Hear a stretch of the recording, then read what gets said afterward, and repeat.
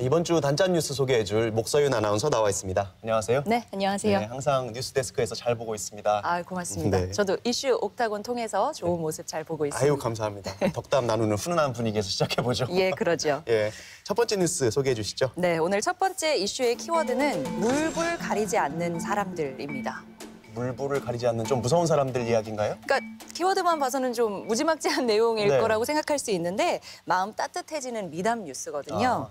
네, 올해 초에 가족과 함께 모항해수욕장을 찾은 진안 마령 119 안전센터 송재남 소방장이 네. 물에 빠진 30대 여성을 구조한 사건입니다. 소방장님이면 원래 화재 현장에서 사람을 구조하는 게 본분이신데 가족들과 휴가 가서 네. 물에 빠진 여성을 구조했으니까 네. 일로 하신 건 아닌 것 같아요. 맞습니다. 예, 그 여성은 어떻게 발견했다고 하시던가요? 네, 이제 송재남 소방장이 해수욕장 근처에서 캠핑을 즐기고 있었는데 바다를 좀 즐기려고 보고 있었다가 비닐봉투 같은 게 물에 떠다닌 걸 발견했대요. 네. 근데 이게 알고 보니까 여성의 상의가 흰색이어서 비닐봉투처럼 보였는데 네. 여성이었던 거죠. 네. 근데 해변가에 가지런히 놓여있는 신발을 보고 아, 저게 빠져있는 게 사람이구나 직감적으로 알게 돼서 여성을 구조하게 됐다고 합니다. 휴가 중이셨으면 구조 장비도 마땅히 없으셨을 텐데 네. 어떻게 하셨는지 모르겠네요. 네, 원래 사람을 구조하는 그 매뉴얼대로라면은 네. 뭐 구명환이나 구명조끼를 가지고 물에 들어가는 게 맞는데 사실 위급한 상황에서는 그런 것들이 주변에 없을 수도 있잖아요. 근데 마침 한 5m 길이 정도의 장대가 옆에 있어서 그걸 가지고 여성을 구조하는 데 사용했다고 합니다. 네.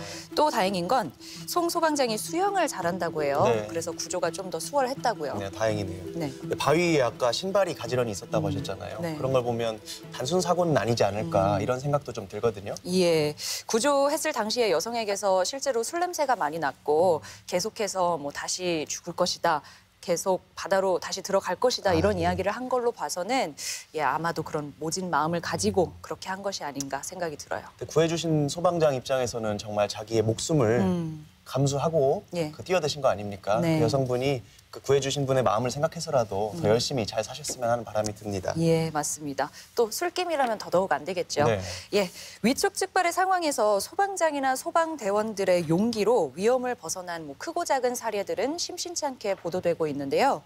최근에는 이런 일도 있었습니다. 지난달인데 출동 후에 복귀하던 전주 완산소방서 소속 소방대원 3명이 전주 삼천동 한 어린이집 외벽에 쌓여있던 쓰레기에서 화재가 발생한 걸 목격하고 네. 구급차에 있던 소화기로 진압하는 일이 있었어요. 아, 다행이네요. 네. 사실 지나가다가 대수롭지 않게 넘겼을 수도 있는 일인데 그렇죠. 또 그랬다가는 어린이집 옆이었다고 하니까 네. 또 대형 참사가 발생했을 수도 있다고 생각이 네. 드니까 정말 아찔했다 이런 생각이 듭니다. 맞습니다. 그런데 역시 구조대원들은 좀 남다른 사명감이 있구나 생각이 들었던 게 뭐냐면 이 모항해수욕장에서 여성을 구조한 소방장이나 완산소방서 3명의 소방대원 모두 네.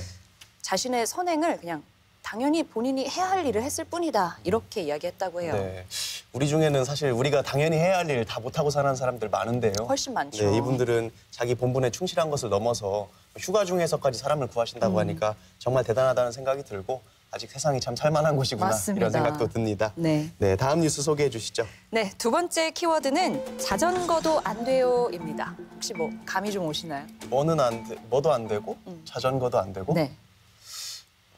글쎄요. 예. 뭐가 안 될까요? 설명해 드리죠. 예. 네, 지난 4일 완주에서 자전거를 몰고 가던 59세 남성이 음주를 한 뒤에 자전거를 탄 거예요. 예, 그래서 도로교통법이 개정된 후에 실제로 처벌받은 도내의 첫 사례가 됐다고 합니다. 자전거도 음주운전이 처벌이 되는군요. 그렇죠. 네, 원래는 좀 처벌이 미미했다가 네. 2018년 9월에 도로교통법 일부 개정 법률안이 발의되면서 네. 자전거 음주운전을 하면 최대 20만 원의 벌금이 부과되고요.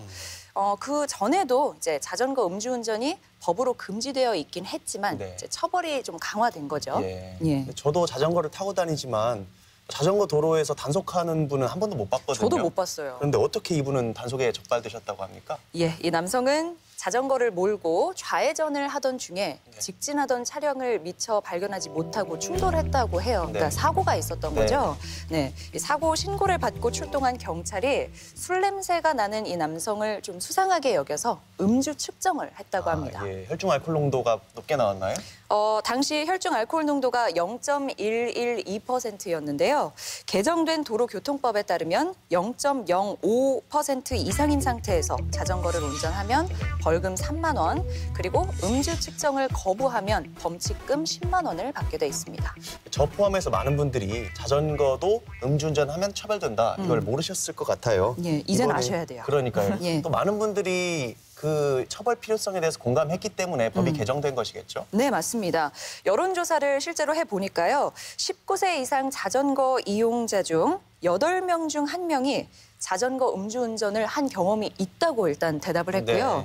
네, 경찰청 여론조사 결과 자전거 음주운전 처벌이 필요하다는 의견이 83%를 넘었다고 합니다. 네.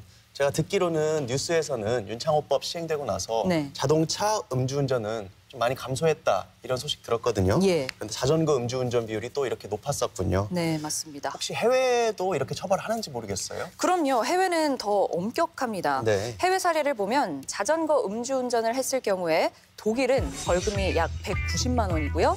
영국은 370만 원, 또 일본은 5년 이하의 징역이나 100만 원 가량의 벌금이 부과된다고 합니다. 네. 뭐 이런 나라들에 비교해 보면 아직 우리나라는 처벌이 그렇게 심한 것 같진 않죠. 네.